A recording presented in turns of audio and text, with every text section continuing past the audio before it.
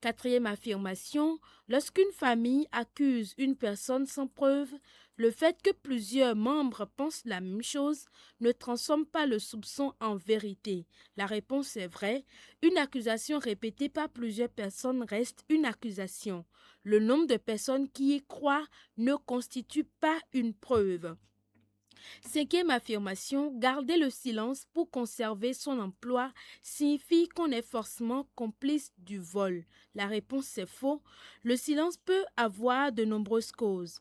Peur, menace, pression ou manque de courage. Il peut être problématique dans certaines situations, mais cela ne signifie pas faire d'une personne un complice. Sixième affirmation, lorsqu'une personne nous menace parce qu'elle ne veut pas que nous révélions ce que nous avons vu, cette menace est déjà un élément qui doit être pris au sérieux. La réponse est vraie, une menace ne doit pas être banalisée. Elle peut constituer un signe de danger et doit pousser la personne concernée à rechercher de l'aide et à prendre des précautions avant toute démarche. Et voilà, c'est tout pour les réponses de nos affirmations de ce soir. Justement, nous avons 3 personnes qui ont pu donner la bonne réponse. Nous avons Monsieur Setonji, Monsieur Roland Setonji, qui a donné la bonne réponse. C'est faux. Et on a également Awissoussi Angelo, qui a donné la bonne réponse. La bonne réponse est faux. Et nous avons Honoré Anator, qui a donné la bonne réponse. Voilà, donc nous avons 3 personnes qui ont pu donner la bonne réponse ce soir. Cyril Podji, est-ce qu'on peut y aller très vite parce que le temps est parti. On va pouvoir aller très vite parce que notre personne ressource nous attend déjà. Une personne là qui va gagner. Allons très vite. Voilà. Allez-y pour le choix et vous donnez la réponse qui part donc avec... Monsieur Honoré. Ah, Monsieur Honoré Anator de lycée Gazon, c'est vous qui partez donc avec le bon de t-shirt, du bureau de l'association Alodalomé, voilà, Alodalomé qui a mis donc un t-shirt à notre disposition. C'est vous qui partez donc avec ce bon de le président Alavo William qui a donc mis ce t-shirt à notre disposition. Merci. Voilà, nous allons pouvoir recevoir très rapidement notre personne ressource, l'expert de ce soir.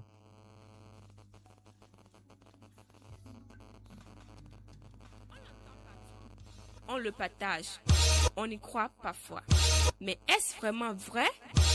Chaque semaine, Sans Tabou passe les affirmations au crible et sépare les faits de la fiction. Vrai ou faux? Une seule règle. Laissez parler les preuves. Alors, pour cette partie, nous allons chercher une lecture professionnelle de la situation. L'objectif n'est pas de rendre un verdict sur la famille, mais de comprendre quelle démarche peut permettre à Félicienne de faire connaître ce qu'elle sait tout en limitant les risques.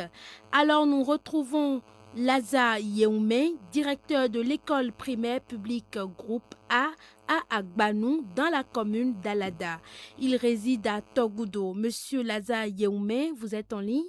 Bonsoir. Oui, bonsoir, madame la journaliste. Vous êtes le bienvenu dans notre émission Sans Tabou. Merci pour l'honneur. Merci également pour la disponibilité. Nous allons donc directement aux questions avec vous. Félicienne doit-elle révéler ce qu'elle a vu, même si elle risque de perdre son emploi et de subir des représailles de la part du frère du défunt? Merci beaucoup, madame. C'est une grosse interrogation. Et j'ai noté avec satisfaction que beaucoup d'auditeurs ont conseillé à Félicienne de révéler la vérité. Mais ce qu'il faut savoir, de quelle vérité s'agit-il dans ce cas précis? Vérité à être que partie. Ce qu'il faut noter, c'est que le comportement de monsieur montre, sinon peut croire qu'il est l'auteur du décès de son frère. Maintenant, lorsque Félicien a constaté qu'il a pris les effets parmi lesquels il y a forcément les actes des objets, disons, Des biens du monsieur. des biens du monsieur. Merci beaucoup pour le rappel. Voilà, les actes des propriétés du monsieur. Voilà. Et elle a plusieurs comportements à adopter. D'accord. Du moment où le monsieur l'a vu et l'a déjà menacé, c'est qu'il va commencer par prendre des dispositions. Et comme elle est restée dans la maison pendant des années, elle connaît déjà le comportement de sa patronne par rapport à certains sujets de vie, par rapport à certaines actualités. Comment elle réagit, est-ce qu'elle est impulsive, est-ce qu'elle a la maîtrise de soi. Lorsqu'elle a la maîtrise de soi, et comme il y a une certaine complicité de cohabitation avec les deux, avec elle, elle peut lui filer la mèche et l'aider à avoir le dessus sur le monsieur avec la complicité d'une personne influente qu'elles peuvent identifier dans leur entourage. Mais lorsqu'elle constate que le comportement sinon les réactions de sa patronne ne n'aideraient pas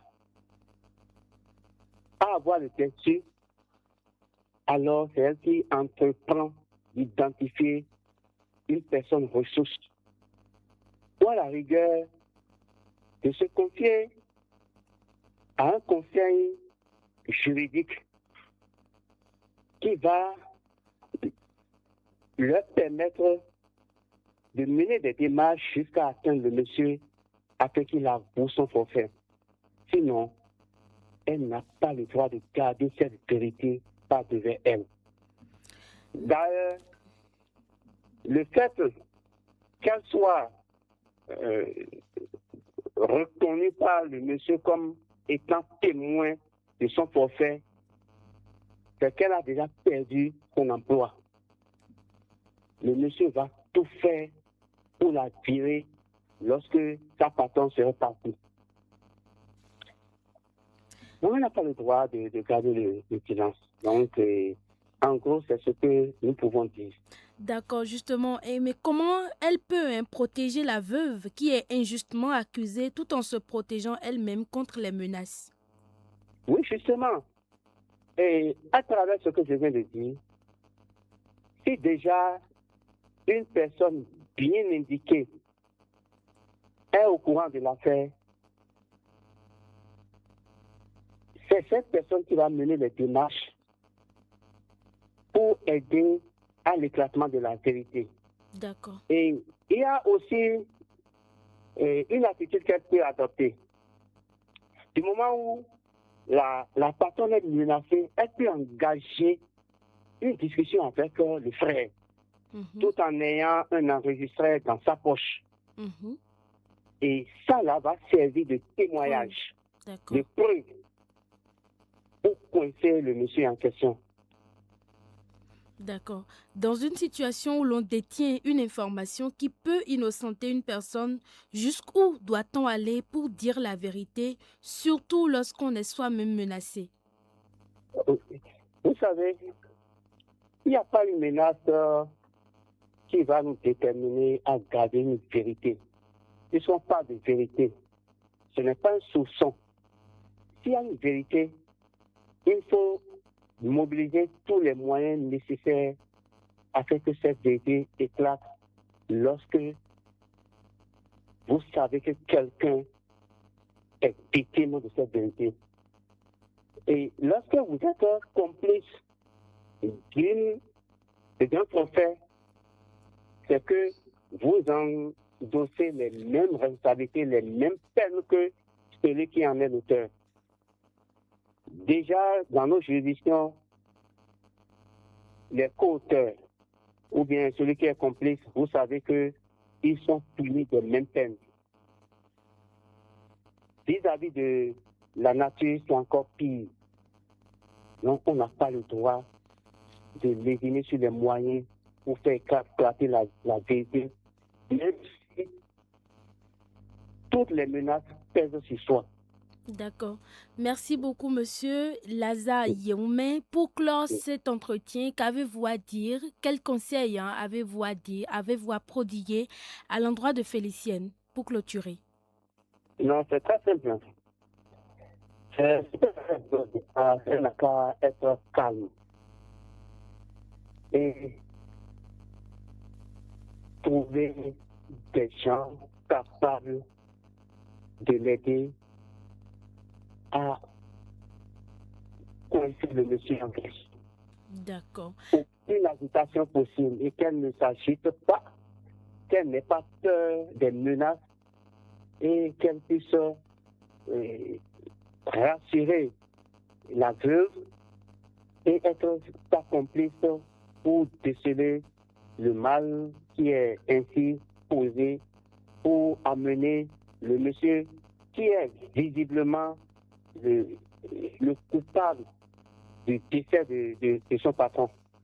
Merci beaucoup, monsieur Lazare Yeoumé. Je rappelle que vous êtes directeur de l'école primaire publique groupe A à Agbanou, dans la commune d'Alada.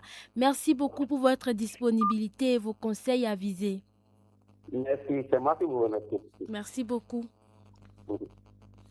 Alors, nous sommes en train d'aller, sinon nous sommes à la fin de cette émission. Félicienne, votre histoire nous rappelle une chose essentielle. La vérité peut être difficile à dire, surtout lorsque celui qui la détient se sent menacé. Mais cette histoire nous enseigne également qu'une accusation ne doit jamais remplacer une preuve. La veuve ne devrait pas être condamnée par sa propre famille simplement parce que des documents ont disparu. Et Félicienne ne devrait pas non plus être poussée à affronter seule une personne qu'elle dit craindre. Si elle décide de parler, qu'elle le fasse de la manière la plus prudente possible en recherchant l'appui de personnes capables de la protéger et de traiter les faits sérieusement. À vous qui nous écoutez, lorsque vous êtes témoin d'une situation délicate, ne vous mettez pas inutilement en danger, mais ne laissez pas non plus une accusation sans preuve devenir une vérité simplement parce que personne n'ose parler. La vérité compte, mais la sécurité de celui qui parle compte aussi. Merci à tous nos auditeurs pour leurs témoignages, leurs conseils et leurs réactions. Merci également à notre personne ressource pour leurs conseils avisés. Rendez-vous dimanche prochain pour une nouvelle édition de Sans Tabou. Merci donc Ruth Daguet pour tous ces développements et merci donc à notre expert qui est passé ce soir, Lazare Yeoumé. Merci à vous, merci à tous ceux qui sont intervenus dans cette émission. Cyril Podi a mis en onde de l'émission, Moukaram Kosoko. Nous avons également Ruth Daguet qui était avec moi pour co-animer cette émission. On se retrouve dimanche prochain pour un autre numéro. À très bientôt.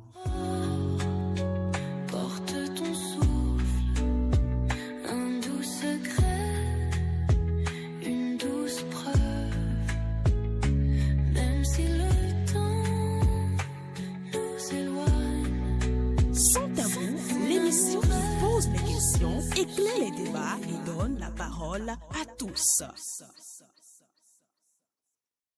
La 103.8 FM. Parce que chaque jour est une page de l'histoire qui se tourne. L'information partout, en toutes circonstances, sur tous les thèmes, pour mieux comprendre le département de l'Atlantique et le Bénin. La voix de la Lama. La 103.8 FM, la voix de la Lama, la radio qui accompagne le développement.